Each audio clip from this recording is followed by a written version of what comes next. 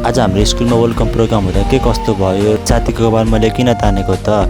So hello guys, it's me Susan Magar. आज चाहिँ म बिहानै उठेँ हो, किनकि आज मेरो चाहिँ वेलकम प्रोग्राम थियो कलेजमा। आज चाहिँ म 4:30 उठेछु क्या। मेरो कलेज जाने टाइम चाहिँ 5:30 हो र मैले चाहिँ 4:04 उठेको थिएँ।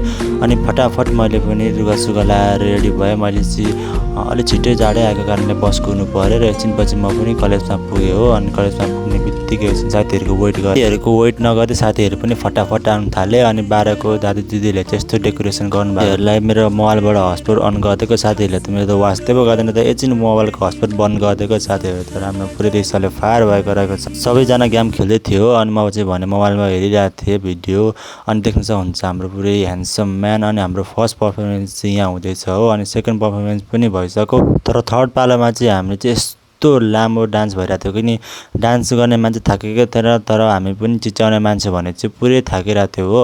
अनि यस्तो चिच्यायौँ कि हाम्रो त स्वरै भाँसेर कराउन नसकेर हामीलाई भोक लागेको थियो। अनि साथीले पनि जाउँ खाजा खानु भन्यो।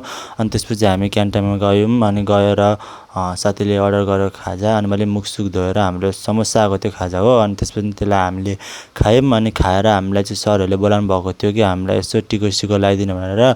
अनि सरहरूले बोलाउनु भयो अनि हामी गयौँ सरहरूले भनेको ठाउँमा। अनि साथीले भिडियो पनि गर्दै थियो। अनि साथी चाहिँ हाम्रो बिर्तामोडको साथी मलाई भेट्न गयो भनेर चाहिँ यहाँ कन्काईमा आएको रहेछ। डान्स हेरिसकेपछि हामीलाई पनि एकदम थाके जस्तो महसुस भयो। अनि हाम्रो सिएस क्लासको दिदीबहिनीले चाहिँ यहाँ डान्स पनि गर्दै हुनुहुन्थ्यो। अनि म चाहिँ घर जाने टाइम पनि भइरहेको थियो। म चाहिँ स्केटिङ खेल्न जान्छु भन्दै, तर यस्तो राम्रो पर्फर्मेन्स देखेर मलाई त कहीँ पनि जानु मन लागेन।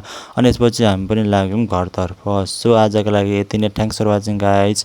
लाइक एन्ड सब्सक्राइब गरिदिनु होला है त।